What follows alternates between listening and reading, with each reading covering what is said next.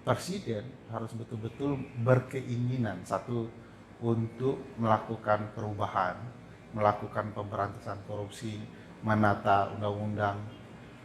Lalu kemudian presiden yang berkeinginan punya niat itu betul-betul tahu bagaimana mengimplementasikan niat itu.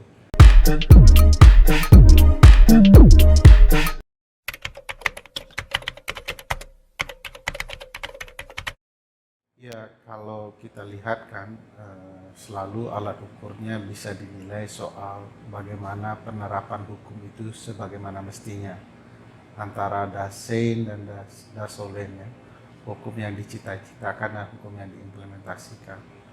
Kalau dilihat sih problematikanya masih di soal budaya hukum orang, soal struktur hukum yang kemudian berkaitan dengan pembuat kebijakan. Jadi antara penguasa dan masyarakat seringkali berbenturan dalam melihat apa yang harus dilakukan, terutama dalam penegakan hukum. Dan itu banyak karut-marutnya, banyak masalahnya. Terutama kalau sudah berkaitan dengan kepentingan umum, karena lebih banyak yang menonjol adalah kepentingan penguasa dan pengusaha dibandingkan kepada kepentingan rakyat banyak. Makanya kita bisa lihat ya putusan-putusan peradilan koruptor yang kemudian disanksi 6 tahun, lalu orang yang kemudian mencuri di kebun tetangganya juga 6 tahun. Nah ini kan agak rumit melihat di mana keadilan kalau dilihat dari segi rasa keadilan publik ya. Sesuatu yang mestinya dihukum lebih besar ternyata jauh lebih ringan, bahkan disamakan dengan kalau tindakan itu dilakukan oleh rakyat biasa.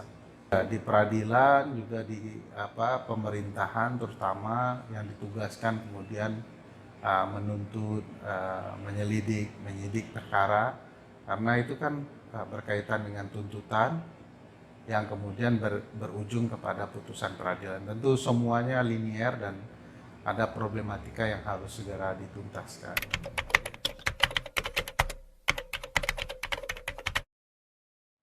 Ya, paling penting sih soal komitmen untuk membenahi masalah regulasi ya. Karena saya teringat kata Taverne bukan soal undang-undangnya tapi soal orangnya yang menjalankan. Misalnya di Undang-Undang 15 2019 yang merupakan perubahan dari Undang-Undang 12 tahun 2011 tentang pembentukan peraturan perundang-undangan. Di sana sudah ada rencana untuk merampingkan regulasi, melakukan harmonisasi yang baik, membentuk badan baru yang ditugaskan untuk membenahi kebijakan terutama regulasi ya. Nah itu sampai hari ini tidak terjadi upaya-upaya yang maksimal untuk menata regulasi menjadi lebih baik. Jadi sebenarnya bukan sekedar undang-undangnya yang penting untuk berbenah, tapi orangnya juga penting berbenah. Nah selama ini nggak ada tindakan yang betul-betul serius untuk kemudian menata regulasi yang bermasalah. Misalnya contoh ya, ini tesis dari disertasi kawan saya ya. Asumsi hipotesa awalnya adalah bagaimana kalau pembuat kebijakan menyederhanakan regulasi, misalnya meniadakan peraturan menteri, karena itu kan memperumit masalah. Bagi saya juga peraturan menteri kan tidak ada hierarkinya di peraturan perundang-undangan. Kenapa tidak dihilangkan saja? Apalagi peraturan presiden, peraturan pemerintah juga sudah ada yang mestinya jadi pedoman para menteri. Tapi karena dibuka ruang untuk para menteri membuat peraturan sendiri, maka berantakanlah itu, bertabrakan satu sama lain aturan yang mestinya bisa diselesaikan dengan mudah dan cepat.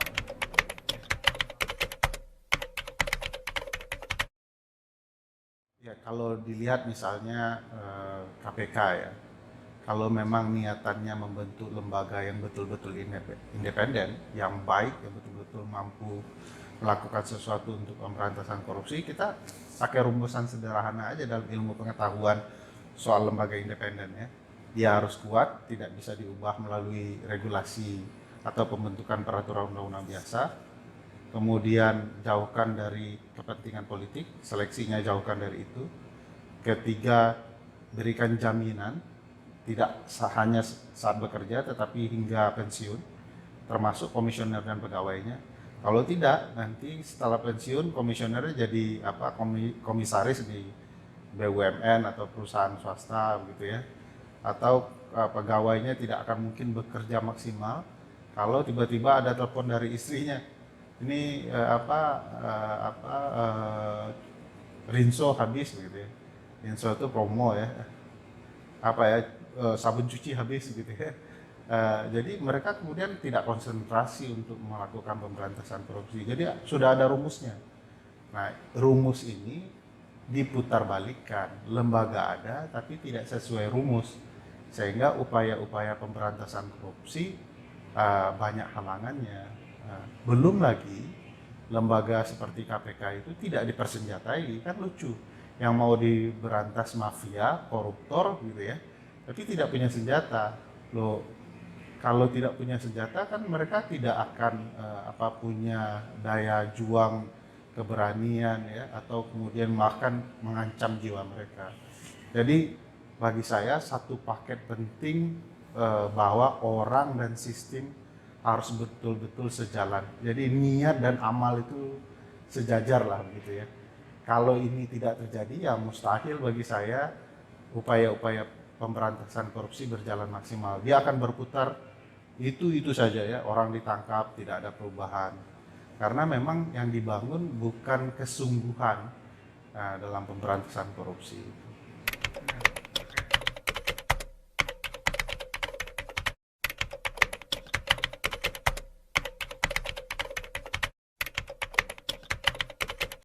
Pertama tentu saja memastikan sistem dan